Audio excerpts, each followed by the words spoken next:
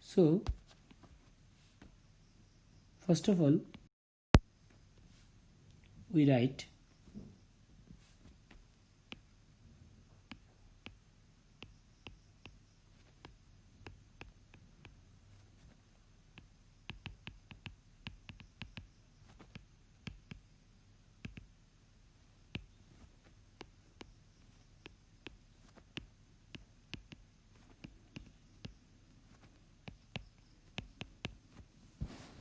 okay.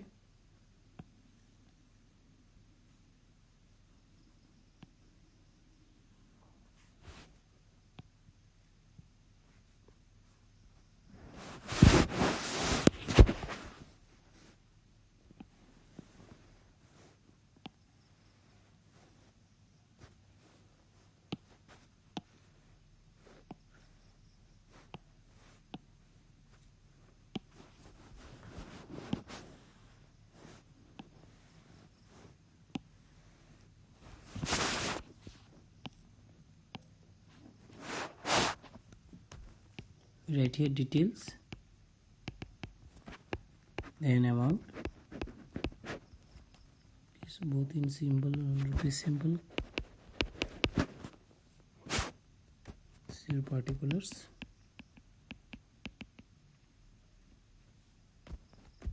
Okay, first of all you write balance as per cash book.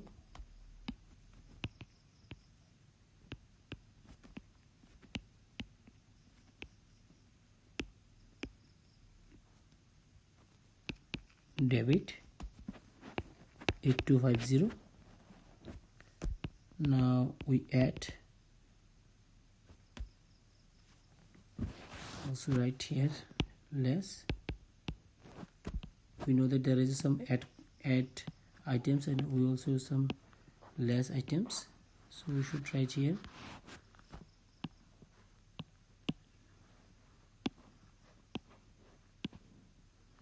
okay. Now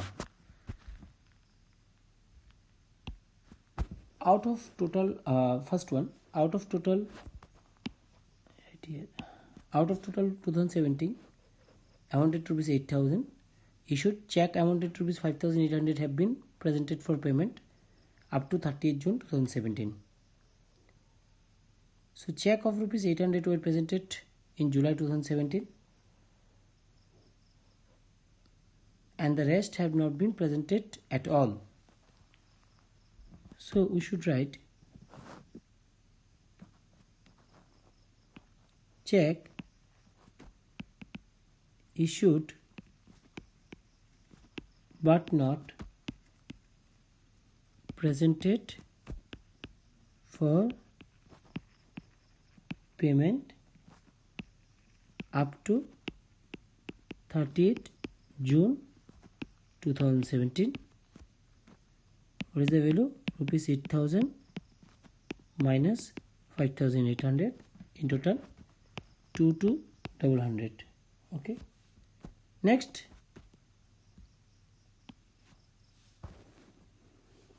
out of second one, out of total check amounted to rupees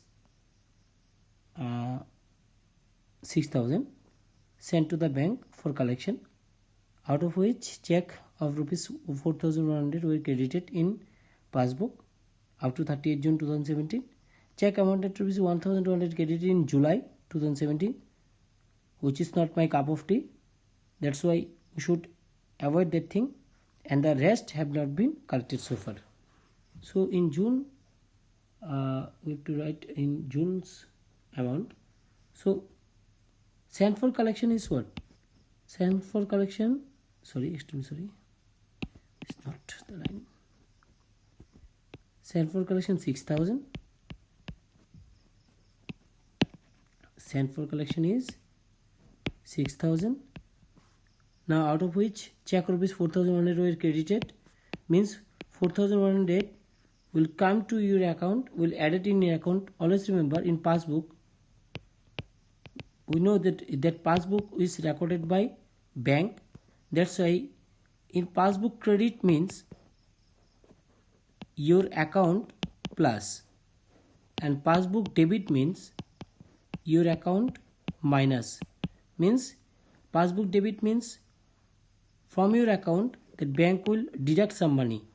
Passbook credit means from bank account your account will added some money, like yearly interest received by bank, received by from bank. Yearly interest received from bank will means it is a credit in your account.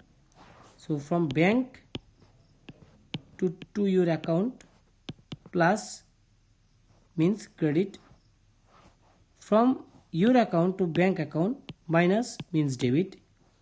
In the case of what? In the case of passbook. घर में I think तुम लोगों का mummy और पापा का passbook है, वो देख लेना. मैंने जो बोला है उसको रिपीट करना, रिपीट करके सुनना. जो मैंने बोला है उसका मीनिंग तुम लोगों को समझ में आ जाएगा. ओके. सो मैंने अभी क्या बोला है कि 2 नंबर का जो 6000 है वो सेंट फॉर कलेक्शन के लिए भेजा था. उसमें से 4100 तुम्हारे अकाउंट में अभी चला आया. सो बाकी कितना रहा? बाकी है 6000 माइनस 4100 इज इक्वल टू 1900. ये अभी तक तुम्हारे अकाउंट पे नहीं आया. सो पासबुक क्या कर रहा है? अभी उसका केस में माइनस कर रहा है, यानी तुम्हारे अकाउंट में नहीं दिया. सिंपली बात. तो तुम्हारे अकाउंट में नहीं है यार, किसके पास है? वो बैंक पे के पास है. तो तुम्हारा अकाउंट भी माइनस करना पड़ेगा. सो ये चीज़ याद रखो. Cheque send for collection but not credited by the bank up to 30th June 2017, rupees 6000 minus 4100. What is the value? 1900. Okay, we complete second number. Now in third number, on 20th June 2017, a customer deposited 3500 directly in the bank account, but it was entered only in passbook. So 3500 ये 3500 जो है bank में entry हुआ है, यानी bank में ये entry हो गया है, मगर तुम्हारे पासबुक में एंट्री नहीं हुआ है. बैंक ने क्या किया? तुम्हारे अकाउंट में ये प्लस कर दिया. तुम क्या करोगे? प्लस ही करोगे, क्योंकि तुम अभी कैशबुक हैंडल कर रहे हो. कैशबुक जब हैंडल करोगे तब बैंक जो भी करेगा तुम लोग को वही चीज़ करना है. सो कितना है वैल्यू? 3500. तो इसको हम लोग कहाँ पे लिखेंगे? Direct deposited by a customer in the bank 3500. Okay. इसके बाद क्या बोला है? 4 number, debit side of Nancy's cash book bank column was has overcast. Overcast का मतलब क्या है? फॉर एग्जांपल ये तुम्हारा सोचो कि तुम्हारा बाल्टी है एक और घर में है,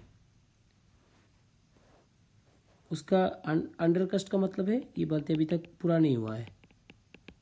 ठीक है. ओवरकास्ट यानी ये पूरा होके अभी गिर रहा है पानी नीचे. ये जो ओवर हो रहा है, अगर उस बाल्टी में एक हम लोग इस जगह में एक छेद कर दे तो ये ओवर कभी नहीं होगा. यानी हम लोग इस जगह से अगर माइनस करेंगे तो ओवर कभी भी नहीं होगा. सिंपल बात. अभी देखो, इसको अच्छी तरह से सोचो. अगर ओवरकास्ट हुआ है और भी कैश बुक तुम हैंडल कर रहे हो तो ओवर को कम कर दो ना, ये माइनस कर दो. तो ऑब्वियसली तुम्हारा उस जगह पे जाके तुम्हारा डेस्टिनेशन कहाँ है? तुम्हारा डेस्टिनेशन है इस जगह में. इस जगह में सही रखना है पानी को. तो ओवर को यानी ऊपर उठ रहा है उसको माइनस कर दो तो इस जगह में चला आएगा, इस जगह में चला आएगा. तो ये चीज़ याद रखना. ओवरकास्ट का मतलब क्या मैंने बोला, उसको डायरेक्टली कहाँ पे लिखेंगे? लेस में लिखेंगे. क्या लिखेंगे? Debit side of cash book overcast कितना है 100 रुपीज़। ओके, इसके बाद ये भी हो गया। अभी 5 number entry, no entry has made in the cash book for the rent rupees at paid by bank 800 paid by bank according to Nancy standing instruction. Now what is the meaning of the word standing instruction? ये जो बात बोला है standing instruction, ये याद रखना। कभी भी अगर ये लाइन लिखा होगा, ये एक चीज़ याद रखना कि बैंक को, फॉर एग्जांपल तुम एक बिजनेसमैन हो, इसलिए तुमने एक करेंट अकाउंट खोला है बैंक में।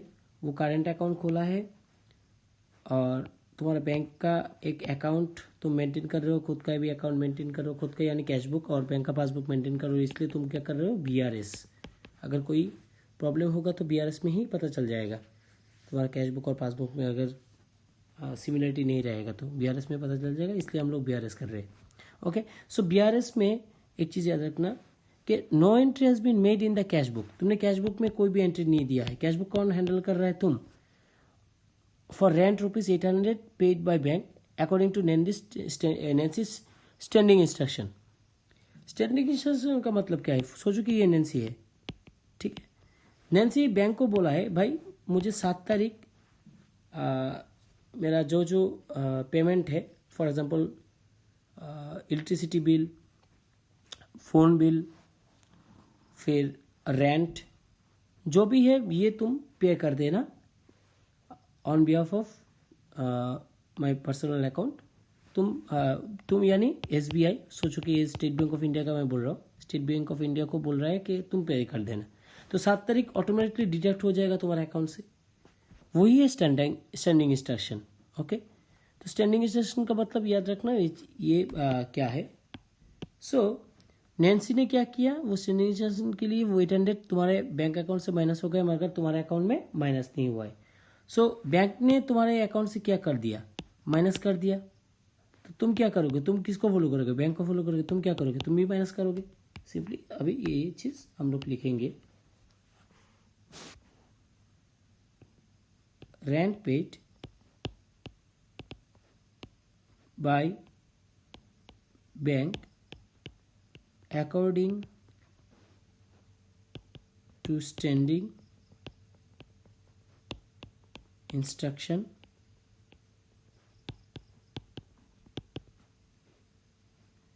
कितना है 800।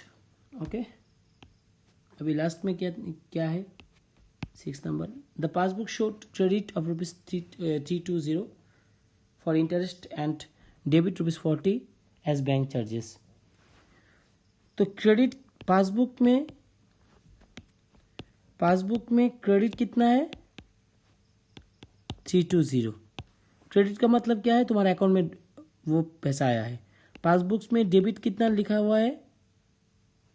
वो है 40। डेबिट का मतलब क्या है? तुम्हारे अकाउंट से वो पैसा गया है।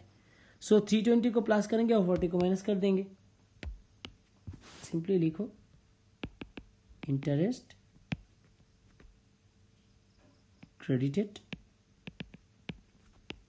by बैंक 320 और इसमें लिखो बैंक चार्जेस 40। ओके, ऑलमोस्ट हम लोग सब कुछ लिख लिया। अभी ऐड को लिखना है 6020, इसको टोटल ऐड करो 14270। अभी ये जो वैल्यू आ रहा है इसका वैल्यू कितना है 2840। इसको मैं ब्रैकेट में लिखता हूँ because it is a minus value. Total आएगा कितना 11,430। ओके, सो टोटल 000 एक बार देख लेते हैं 43। हाँ ठीक है। सो अभी इसको हम लोग लिखेंगे बैलेंस। ये याद रखना अच्छी तरह से, इसको मैं लिखता हूँ येलो में, balance as per passbook with bracket credit.